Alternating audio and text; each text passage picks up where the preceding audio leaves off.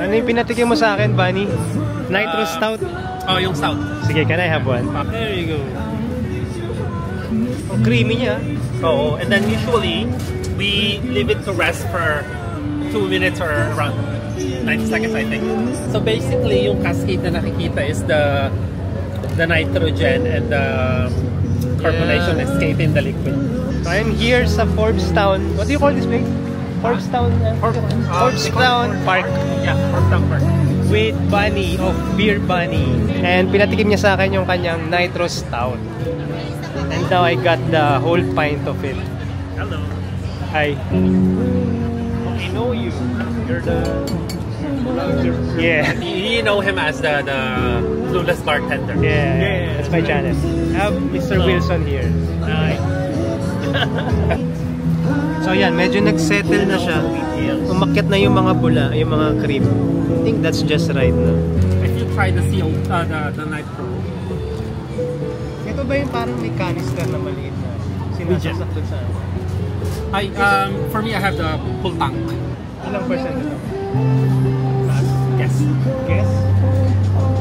Hindi ko na nanasahan masyado yung alcohol, but the way you're smiling, feeling ko mataas to. Okay, so let's say 7%? Yeah. 7? Yeah. Perfect, 7 na hula ko. Yeah. It's 7% alcohol. Nitro Stout by Bunny. Yes. Pwede pong pa-taste test. Sige. Anong level ng heat ba, sir? Meron kaming mild, medium, hot to extremely hot. Gusto mo yung... Can I start with the extremely hot? Yabang ko, ano? Okay. Extremely hot agad. Sige. Okay, so one of the stalls here dito sa Forbstown Park is Pepper ng Ina Mo. Homemade hot sauce brand. They have mild, medium, at saka super hot. Titikman ko muna bago ko bilihin. Pero parang natetempa ko na kunin yung natitirang bote na black. Award-winning po siya ng Bring the Pain category from Philippine Hot Sauce Club. Philippine Hot Sauce Club. Okay. Tikman muna natin yung... Ano po yan? Ito po yung ash. Yung ash is the hottest one? Ito na po yung mas maanghang na po siya kay Bring the Pain. Okay. Alright, so this is the hottest one. This one is our extremely hot. Oh my god, ang dami mo nilagay. Okay, this is the hottest one. Ash. Ash dito sa Pepper ng Ina Mo. Okay, let's try it.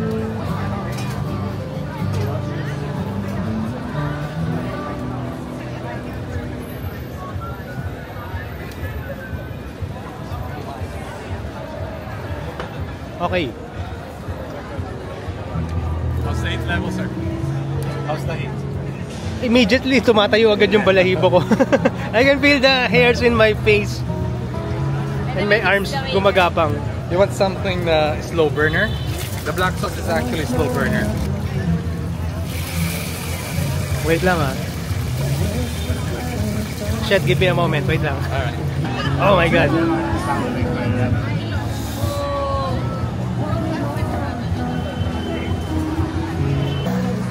Dapat pinigilan mo ako.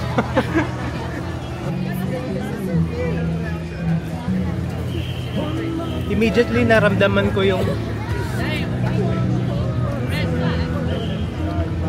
tumayo agad yung balahibo.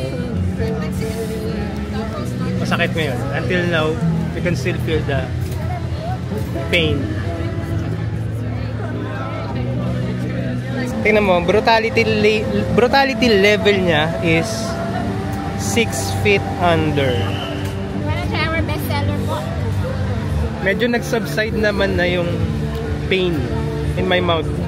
What's your best seller? This one, si Dime Bag. Savory naman siya. So mas savory. Yes, pero mas less yung heat. Nasa medium na siya. We use habanero.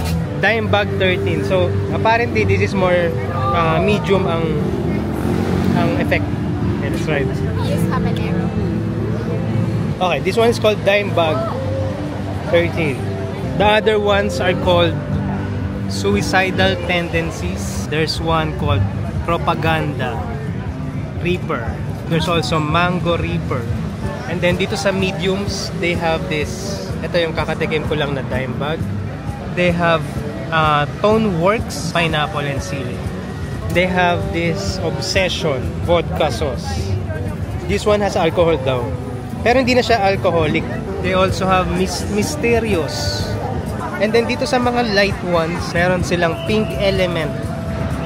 Meron siyang Smoky Slavery.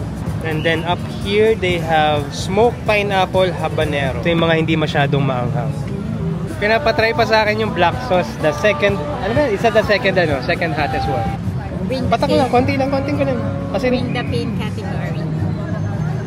oh my god. Look at it, it's pure black. Natatakot na akong tikman. Ayan. Food facts, look at it, so black. Scared.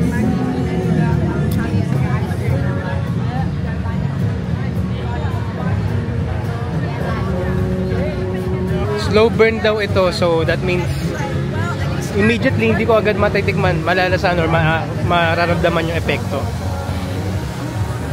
But habang tumatagal, sabi niya, mas mararamdaman ko habang bumababa sa lalamunan at saka sa dibdib at saka sa tiyan kung gaano kaanghang.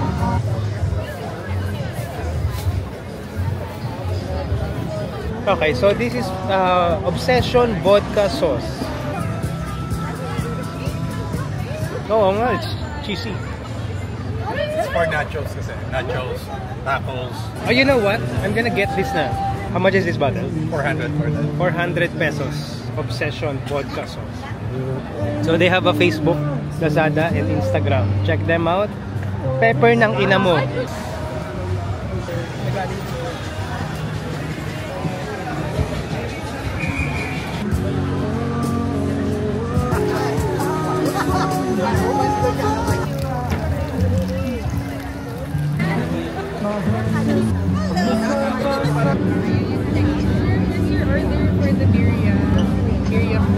Yes, thank you. Okay, so umorder tayo nitong birria. It's called birria taco. Thank you. From Iho de.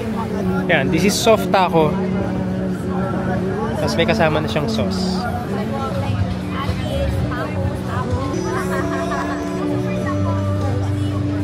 Crunchy yung pinaka-bread niya. It's obvious that it's homemade. Daming laman. You can taste all the ingredients like the cilantro, the cheeses, of course, the onions, and of course the meat. This is beef. Look at that, so oily. Yung sauce niya, I cannot distinguish if it's vinegar or honey. Okay, now I'm gonna try to taste this with this hot sauce na binili ko dun sa pepper ng ina mo. Vodka sauce. So habang kumakain itong tacos, ang panulak natin ngayon ay Kolsch by Beer Bunny. Beer Bunny is in the other stall. Fresh from the tap. Sorry, the gas wasn't enough, and when I was trying to adjust it, it wasn't adjusting. Okay, that's okay. Alright, so this is Kolsch by Beer Bunny. If you want to watch an episode about me explaining what Kolsch beer is, click here, this link. This is a link of a video where I tasted Pinoy Kolsch beer. But before you do that, before you leave this video, alamin muna natin kung anong lasa nitong Kolsch ni Bunny.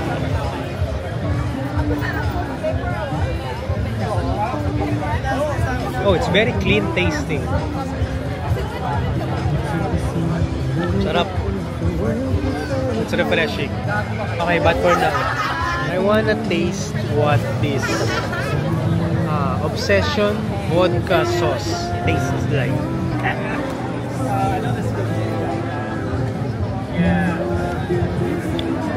There you go.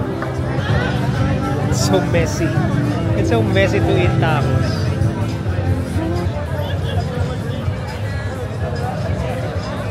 Hindi siya masyado manghang, sakto lang.